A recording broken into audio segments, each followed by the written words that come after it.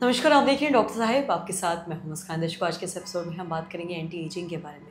हम देखते हैं कि आज मार्केट में बहुत सारे ऐसे क्रीम आ गए हैं या बहुत सारे ऐसे ट्रीटमेंट आ गए हैं जो ऐसा कहता है कि एंटी इसको लगाने से ज़्यादा एजिंग नहीं दिखता है, झुर्रियाँ नहीं दिखती हैं। आज हम इसी बारे में तमाम जानकारी लेंगे और इसी बारे में जानने के लिए आज हमारे साथ मौजूद है बिहार की जानी मानी डर्मेटोलॉजिस्ट डॉक्टर अर्चना लोखंडे। मैम नमस्कार, बहुत बहुत स्वागत है थैंक यू। आपका। मैं आपसे जानना चाहेंगे एंटी एजिंग के जितने भी क्रीम्स हैं, ट्रीटमेंट्स हैं, ये कितना कारगर साबित होता है या नहीं होता है, इस बारे में आप थोड़ा बताएं। ठीक है। The day we are born are aging process starts.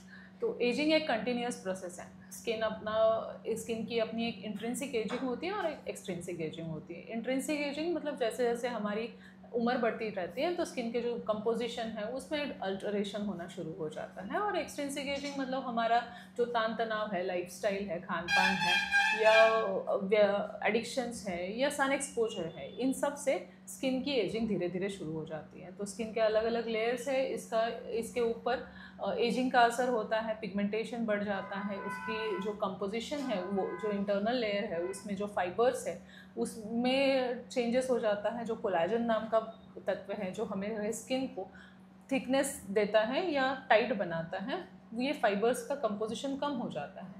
Hyaluronic acid एक इम्पॉर्टेंट ये है जो स्किन का हाइड्रेशन मेंटेन करने में मदद करता है। तो इसका परसेंटेज भी धीरे धीरे कम हो जाता है। स्किन का बैरियर अल्टर हो जाता है, स्किन के अंदर थोड़ा पिगमेंट प्रोडक्शन स्टार्ट हो जाता है। तो एजिंग के वजह से बहुत सारे इफ़ेक्ट्स होना शुरू हो जाते हैं।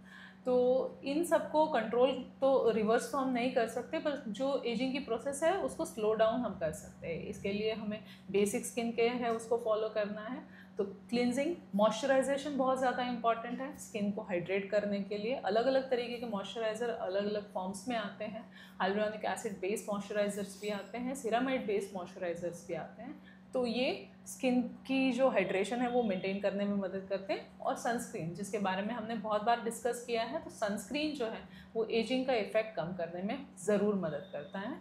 ये एक बेसिक हो गया। इसके साथ रेटिनॉइड्स हैं जो एंटी एजिंग में गोल्ड स्टैंडर्ड माने जाते हैं। तो रेटिनॉइड्स के अलग अलग परसेंटेज आते हैं जो एंटी एजिंग के लिए रेटिनॉल यूज़ किया जाता है। उसको कम मात्रा में आप नाइट टाइम में स्टार्ट कर सकते हैं और धीरे करके डॉक्टर की सलाह से सही प्रोडक्ट यूज़ कर सकते हैं। तो जिससे ये झुर्रियाँ आने की प्रोसेस है वो कम हो सकती है। कभी कभी हमारा ज़्यादा मसल्स का हम यूज़ करते हैं या एज जैसे बढ़ जाता है तो लाइंस परमानेंट होने लगती है। तो इसके लिए बोटॉक्स की ट्रीटमेंट होती है जो मसल्स को रिलैक्स करती हैं। जो हमारे फोरहेड या सेंटर पार्ट या अराउंड आइज़ जो लाइंस बन जाती हैं, एक्सप्रेशन लाइंस जो बन जाती है, वो परमानेंट ना हो और धीरे धीरे वो बेटर हो, इसके लिए बोटॉक्स की ट्रीटमेंट की जाती है जिसका असर 6 मंथ्स तक रहता है। धीरे धीरे फिर से ये ट्रीटमेंट रिपीट करनी होती है।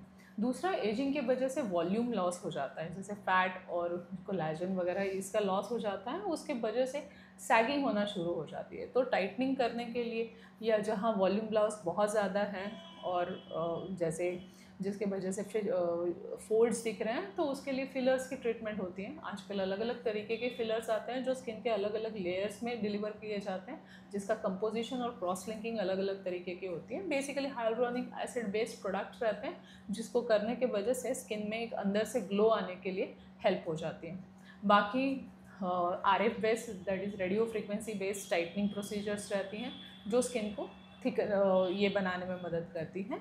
हाईली इंटेंस फोकस्ड अल्ट्रासाउंड की जो वेव्स दी जाती हैं जिसके वजह से स्किन का जो इनर लेयर है उसमें कोलाजन प्रोडक्शन स्टिमुलेट होता है, वो भी एक तरीके की एंटी एजिंग प्रोसेस है। तो इसके साथ अपनी लाइफस्टाइल और बाकी सारी चीज़ें और स्किन केयर, इनका रेगुलर यूज़ करने से आपकी स्किन आपके एज के हिसाब से यंग दिख सकती है। जी मैम, बहुत बहुत शुक्रिया तमाम जानकारी देने के लिए। तो आशा करते हैं दर्शकों कि आप ये समझ पाए होंगे कि एंटी एजिंग क्रीम या फिर जो भी ट्रीटमेंट है उनको करवाने से क्या कुछ फ़ायदे या नुकसान हो सकते हैं। तो आशा करते हैं जो तमाम जानकारी है आपके लाभदायक रही हो। तो आज के इस वीडियो में इतना ही। अगर आपने तो हमारे चैनल को सब्सक्राइब नहीं किया तो तुरंत कर ले, साथ ही हमारे फेसबुक पेज को लाइक करें। वीडियो देखने के लिए आपका धन्यवाद।